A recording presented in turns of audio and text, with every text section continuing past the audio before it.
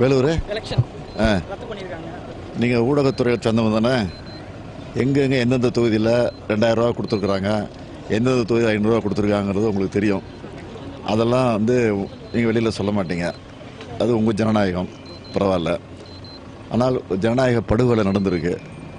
இதே ஓபிஎஸ் துணை முதலமைச்சர் இருக்கார்ல, அவருடைய பையன் தேனியில் நிற்கிறாரு. அங்கே 1000 ரூபா நோட்டை கொடுக்குறாங்கன்னு சொல்லி ஆதாரத்தோட வீடியோவே வெளியில் வந்திருக்கு. இது வரைக்கும் எந்த ஆக்ஷன் எடுக்கலை. அப்புறம் அமைச்சராக இருக்கக்கூடிய வேலுமணியினுடைய பினாமியாக இருக்கக்கூடிய பெரிய கான்ட்ராக்டர் சபேசன், அவர் வீட்டில் பெரிய ரைடு நடந்திருக்கு. அந்த ரைடை பற்றி இது வரைக்கும் ஒரு செய்தி வரல. ஆக வேண்டுமென்றே திட்டமிட்டு திமுக மீது ஒரு களங்கம் சொல்லுவதற்காக மோடி அவர்கள் தேர்தல் ஆணையத்தை பயன்படுத்துகிறாருங்கிறது வெளிப்படையாக தெரியுது.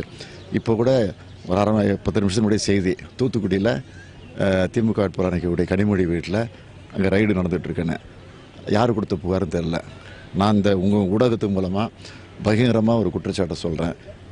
தமிழிசை சவுந்தரராஜன் அவங்க தூத்துக்குடியில் வேட்பாளர், பிஜேபி வேட்பாளர், அவங்க வீட்டில் கோடி கோடியாக பணம் வச்சுருக்கிறாங்க. ஏன் அங்கே போய் ரைடு பண்ண மாட்டேங்கிறாங்க? இதுதான் என்னுடைய கேள்வி.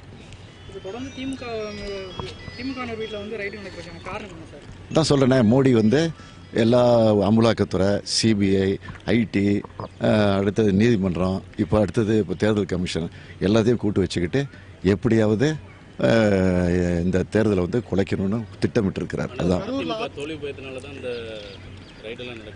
அதிமுக தோல்வி பயம். இதெல்லாம் ஊடகத்துறையில் இருக்கிறவங்க நீங்கள் கொஞ்சம் வெளிப்படுத்துங்க. அதுதான் என்னுடைய கோரிக்கை. ஆமாம், தொடர்ந்து செய்கிறாங்க. தொடர்ந்து 2-3 நாள் நடந்துகிட்டு இருக்கு. நாங்கள் முறையாக தேர்தல் கமிஷனில் ரிப்போர்ட் பண்ணுறோம்.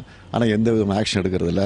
ஆக தேர்தல் கமிஷனையே வரக்கூடிய காலகட்டத்தில் சீர்திருத்தம் பண்ணணுங்கிறது தான் என்னுடைய கோரிக்கை.